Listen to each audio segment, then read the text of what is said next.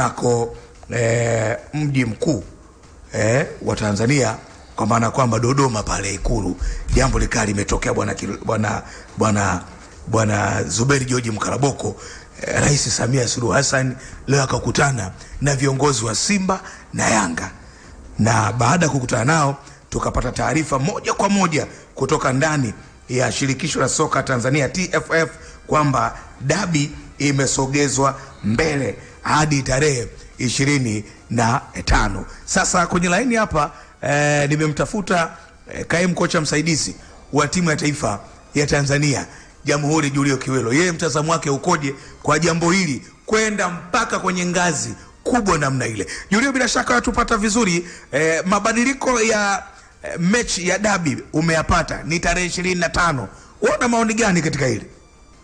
Mimi nasema watu wote ambao walikuwa katika uongozi ambao walikuwa wanaweza kufanya jambo hili, hasa wenye timu za Simba na Yanga, hawakuwa na busara, kwa sababu hiyo ni jambo la aibu, jambo la mpira kwenda kuamuliwa na rais wa nchi, jambo la aibu sana, kwa sababu rais ana mambo mengi ya kufanya, na rais ndio mama yetu, kwa sababu anaupenda mpira, ndio maana ameweza kwenda kuingilia. Lakini ilikuwa wanaweza wao wenyewe wakalitatua hili, kwa sababu kama swala kufunga kufa kama kufa kupi, kuna kuuma kati ya kufunga na kufa.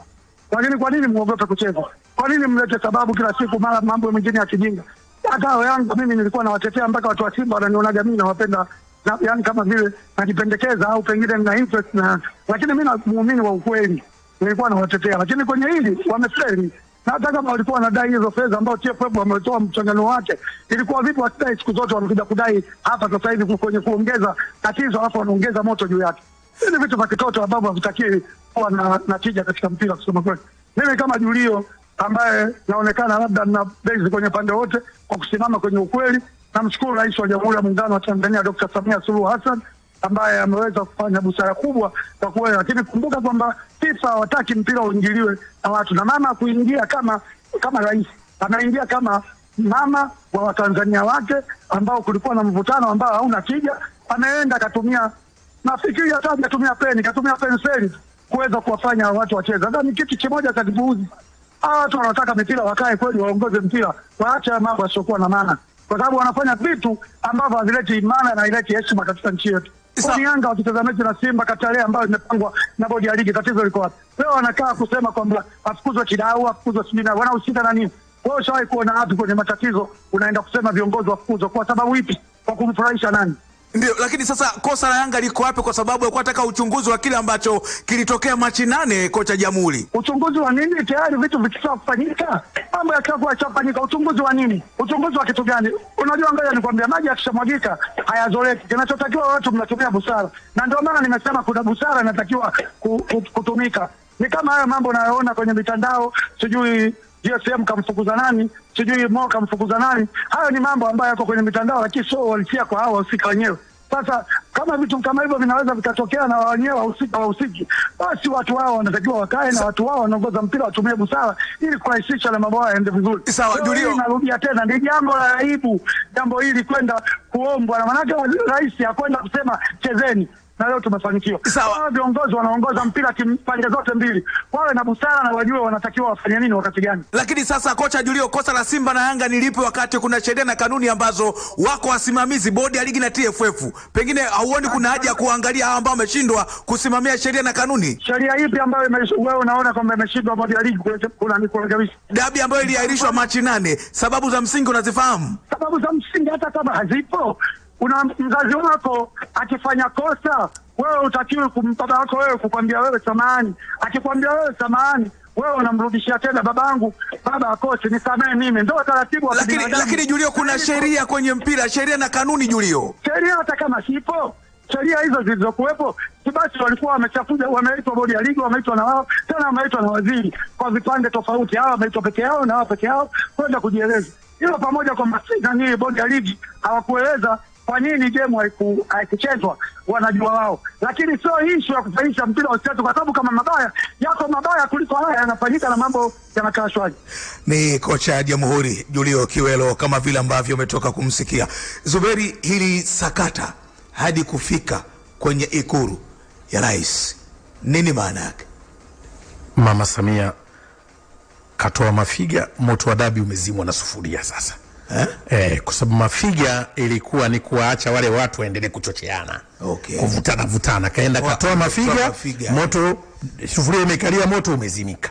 Kwa nini? Kwa sababu hawa watu walikuwa wanaendelea kutunishiana misuli bila kudili na tatizo. Na tulikuwa tukionya takriban miezi mitatu. Tangu Machi, unajua.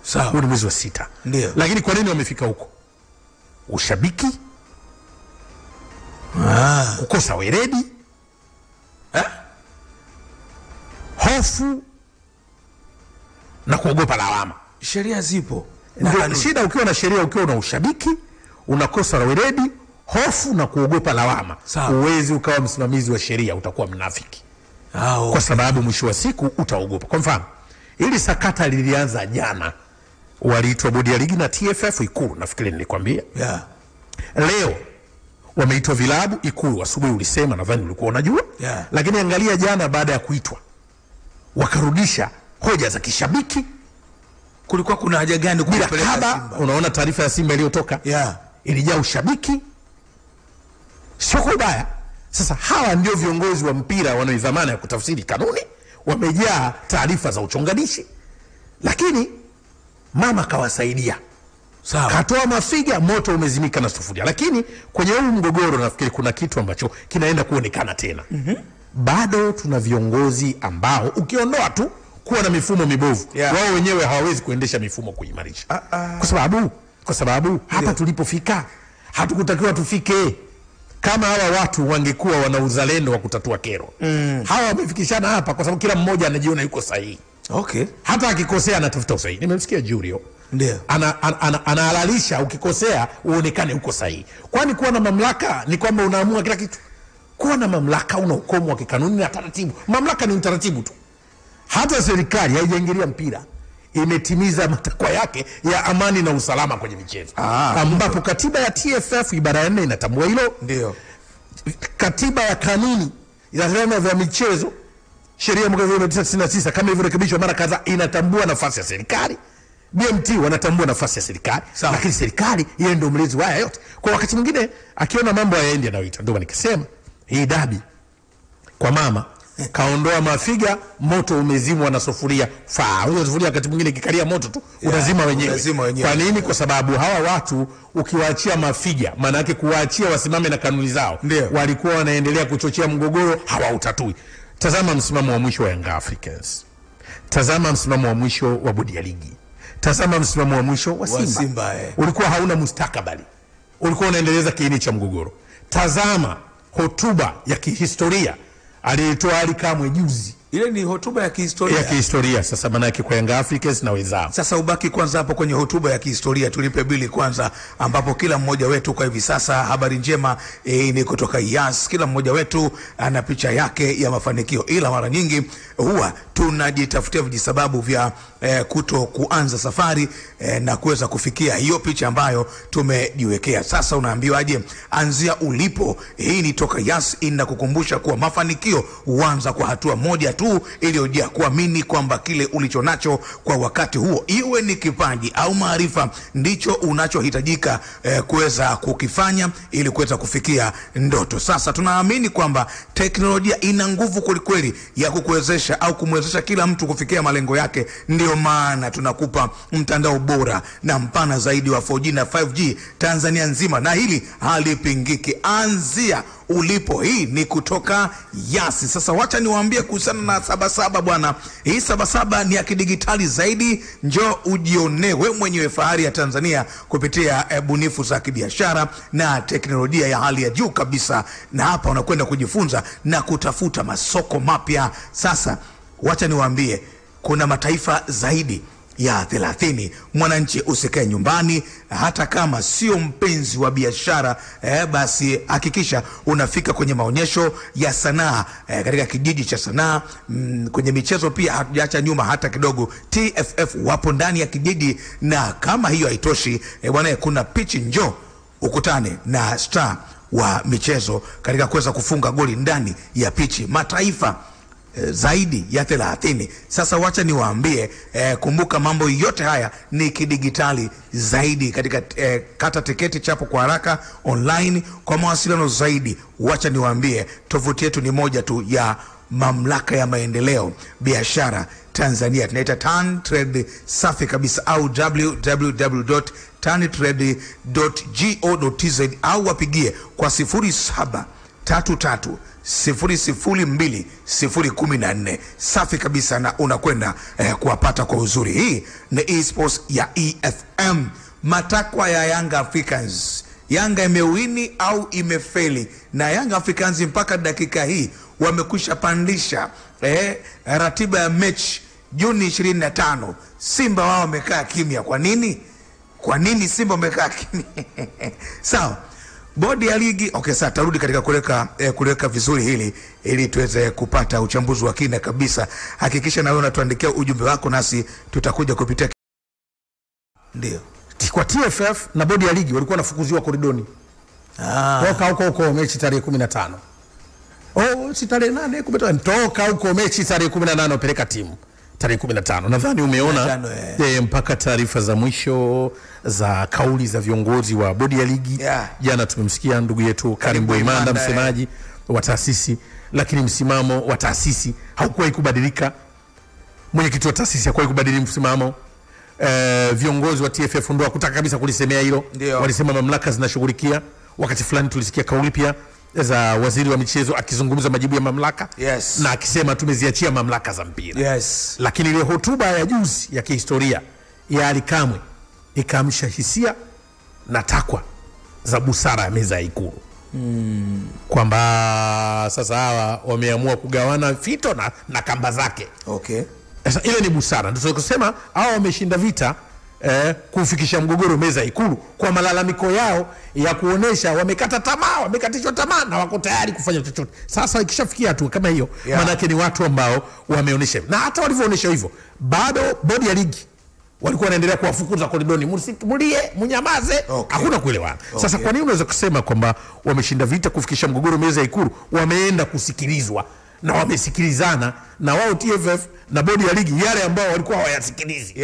Yamesikilizwa, kwa sababu moja kitu ambacho walikizungumza wao hata kwenye mkutano wao ni kwamba hawawezi kucheza mechi ya tarehe 15 na wakiweka mashinikizo. Sasa bila kujalisha mashinikizo yamefanyika, maana yake mpaka hapa walipofika wameelewana. Kwa hiyo wenye kunufaika na kuelewana Young Africans, wenye kunufaika na kuelewana TFF na bodi ya ligi, wenye kunufaika na kuelewana pamoja na Simba. Sasa nani aliyekuwa anatoa sauti ya kuonewa? Ni hao ambao walikuwa wanapiga kelele kila kona na walikuwa wanafukuzwa koridoni. Zuberi, hili jambo kufika hadi Ikulu, viongozi wa TFF wapo na bodi ya ligi na kamati zake, sheria na kanuni zipo, ni kwamba hawa walipaliwa kwamba sasa je, uwepo wao ofisini wanafanya nini kama jambo limekwenda kutatuliwa juu na sheria na kanuni zipo? Hawa ni mlembo mwenye matongotongo. Kwa hiyo inakuwa yani hata apendeze utamtoa kasoro yao TFF wao ni kutokushughulikia mlembo mwenye matongotongo. Hata apendeze vipi utamtoa kasoro, wanafuta macho yako. Futa macho yako. Kwa nini? Kuna mahala wanatufikirisha. Sababu hili tatizo lilikuwa ndani ya uga wao. Tena kwa kanuni na taratibu. Lakini kama nilivyosema tayari, tunayo shida ya kuogopa kusimamia kanuni kwa sababu ya kupendeleana. Tunayo shida ya kuogopa kusimamia kanuni kwa sababu ya kuogopana. Tunayo shida ya kuogopa kusimamia kanuni kwa sababu tuna maslahi na kutokusimamia kanuni. Shida hiyo. Lakini ukienda mbali, kuna chembe ya rushwa ambayo unaweza usione inaweza kukupeleka, kwa sababu ukiwa na mamlaka unachosimamia ni taratibu za mamlaka zifanye kazi. Lakini hili linaweza katuamsha mbeleni tukaona mabadiliko ya usimamizi wa kanuni, mabadiliko ya vyombo vyetu vya mpira kufanya kazi kwa uwazi. Unajua moja kitu ambacho kinatupa wakati mgumu kwenye mpira wetu ni kufanya kazi kwa uwazi. Kwa mfano, tumesikia habari za sio Kigogo kapiga simu kutoka juu. Tumesikia sasa hata mtindo mpaka kufika Ikulu ni kukosa uwazi baadhi ya maeneo. Kwa sababu wao wenyewe wangekuwa wawazi, wangekuwa naaminiana.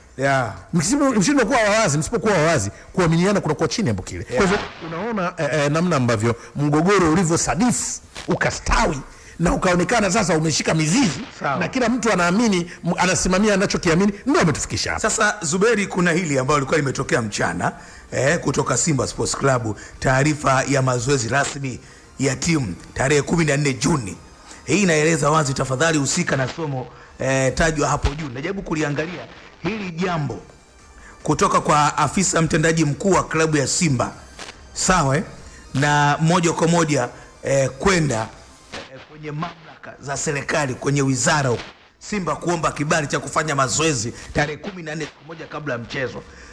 Ndio tarudi kule manake viongozi wa mamlaka wanavujisha siri za vikao na maamuzi kwa ushabiki. Lakini mama wakati anafanya uteuzi juzi anapisha hata alikemea. Ndio ujifunze kitu. Tuko kwenye taifa ambalo tuko kwenye kipindi ambacho maadili sio kwa mtu mzima mpaka mtoto. Yaani kuna wakati mtoto anaweza kuwa na maadili kuliko watu wazima. Viongozi wa mamlaka wanavujisha siri za vikao na maamuzi kwa ushabiki na hisia. Okay. Sasa hii ni mgongano wa maslahi.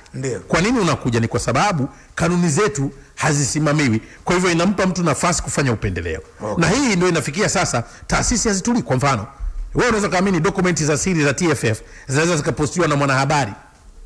Dokumenti za siri za club zinaweza zikapostiwa na mwanahabari, club haikanushi. Amekaa kimya tu. Taarifa za ndani za siri za makabidhiano, risiti, tarehe za vikao, barua ziko mtaani. Nani kakamea? Ndio maana nikasema mamlaka imejifunza mengi kuliko kutatua mgogoro wa dabi. Okay. Kwa nini? La kwanza, viongozi wetu hawa wanafanya kazi kwa maslahi ya vilabu. Ndio maana ni rahisi. Ukitokea mgogoro mtu atakwambia wanataka kumtoa mtu huyo, mweke mtu wao. Sasa mimi mwandishi nafanya taarifa za uchunguzi. Ndio nikasema hivi, ukitokea mgogoro utasikia mashabiki na viongozi wa hivi vilabu, hapa pana vitu, amtoe mtu huyo, mweke mtu wao. Kwa nini? Wanajuana, wapo kwa ajili ya kupendeleana. Na hii dhana kwamba hata maamuzi hayafanyiki vyema ni kwa sababu ndani kuna hivyo vitu. Lakini vinakomaje?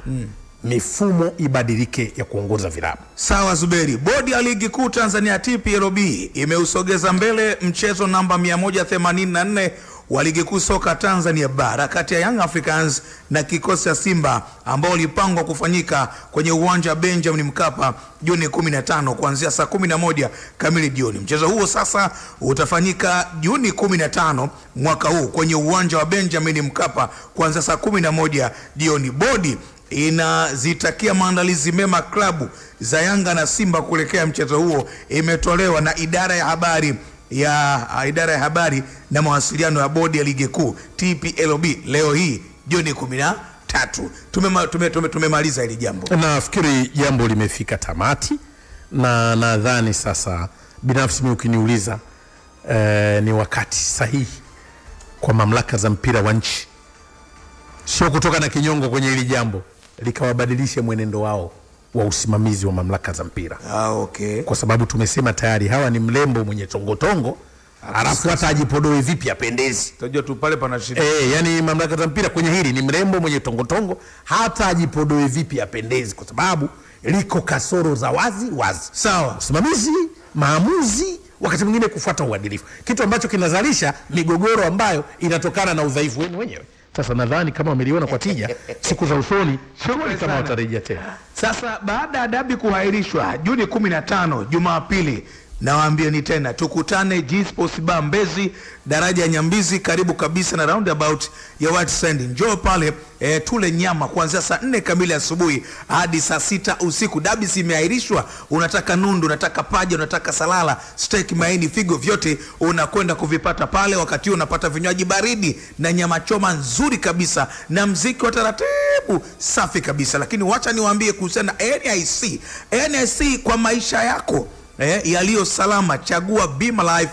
Hii ni kutoka NIC, bima ya maisha inayokujali. NIC, sisi ndio bima. Lakini wacha nikwambie tu kwamba kwa uhakika barabarani, pata bima ya gari kutoka NIC TPL au comprehensive inayolinda inayokulinda zaidi. NIC, sisi ndio bima. Karibu sana popote pa ulipo mwana michezo. Lakini wacha niwaambie habari nyingine njema kabisa kutoka Star Times. Mambo ni mazuri haswa.